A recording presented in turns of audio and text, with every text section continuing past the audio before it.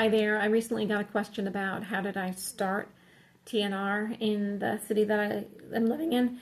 And I just wanted to go over that a little bit. This is Vlad. He's actually one of the cats that I TNR'd about a year ago.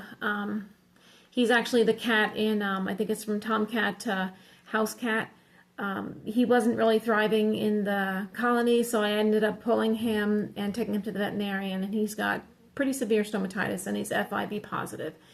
So I did notice with the cats as they get sick, even if they were feral or community, they start to come around when they're not feeling so well because they appreciate the steady food, water, shelter. Thanks for that. So how I started was in my other video, I said that I bought a house that came with a feral cat community. So that's how I started doing, some of the cats I thought there was probably in the teens. Ended up to be that there was over 20 cats that I TNR'd. There wasn't a program at the time, so I was just taking them to the local veterinarian clinic. They didn't specialize in TNR, but the veterinarian there did, work with the feral cats. So after I got done with my colony, which was well over 20, the city got in touch with me and said that they actually were approved for a grant, and would I volunteer to, kind of head a program there. So since I already had 2 traps, and they were really cheap traps, and what I didn't realize was that the cats on the property, they got to know me because I was feeding them, so they weren't scared of me. So when they were in the trap, they didn't panic and freak out. So with feral cats that aren't really used to strangers and other people, they can easily break out of spring-loaded traps. So I don't use spring-loaded traps anymore. There's definitely, they have their place, and I do have some spring-loaded traps, but I really only use gravity traps, which are, my favorite are probably the True Catch 30 LTDs and then the Tomahawks GT 606.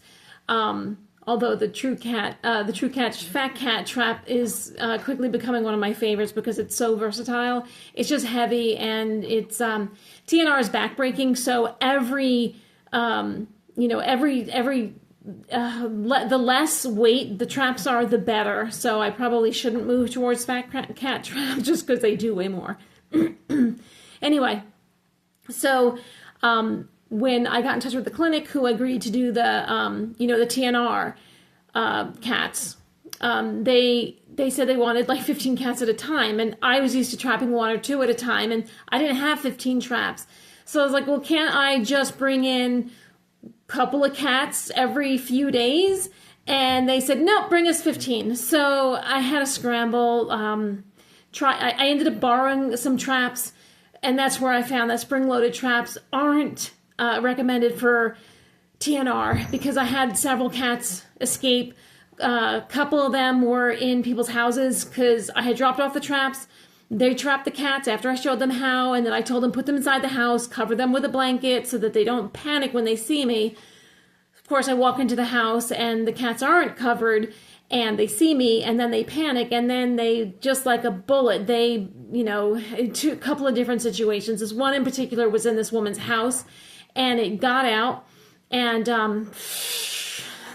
I knew once that cat got out of the trap, it was never going to go in a trap again. So the woman instinctively, after she saw what this cat was doing to her house, went to open up the back door, and I was like, don't open that door. It was like, I think my head spun around 3 times because I was like, we're going to get this cat.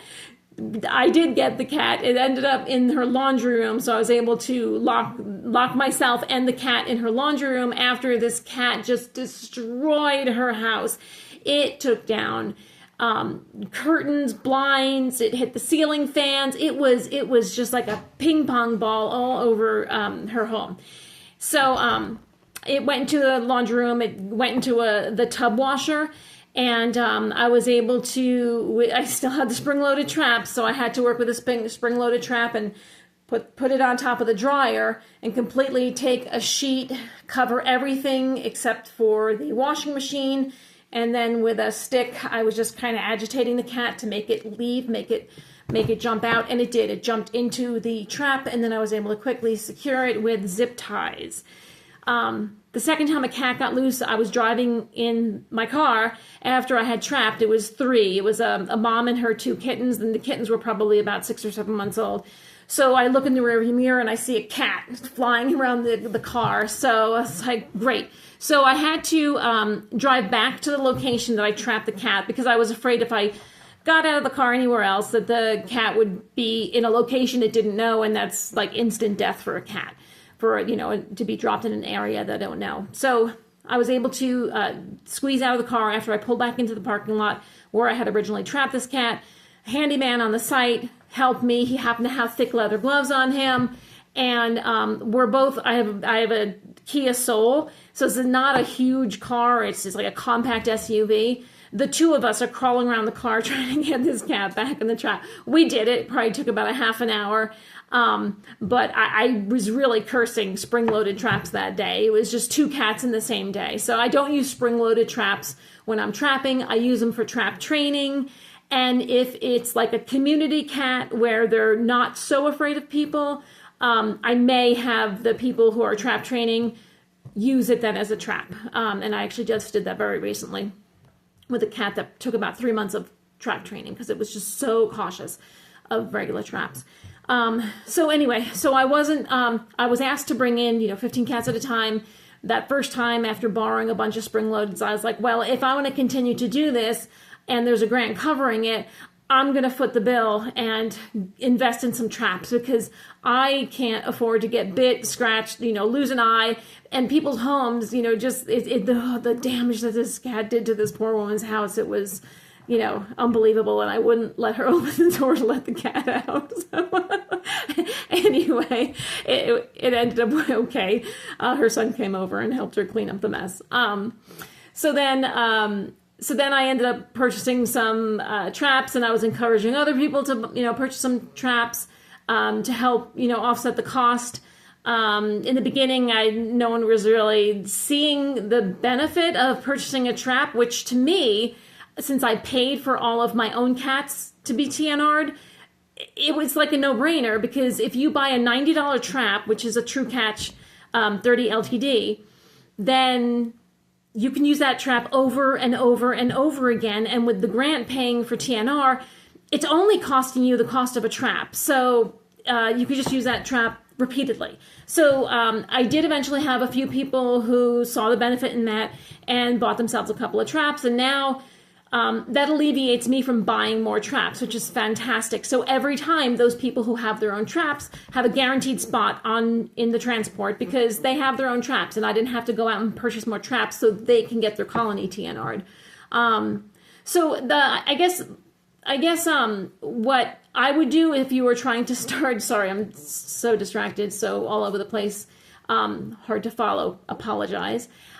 So if I were starting over, I would immediately start going to animal control and ask them to start applying for grants. There's so many grants out there that are available for trap, neuter, and return. So I would ask that they start, writing, requesting grants for that. If you know somebody that writes grants, or you have one of the maybe rescues out there in your town who are willing to request grants for TNR, and you're willing to be the person to kind of like head it, then I think that would be a great place to start.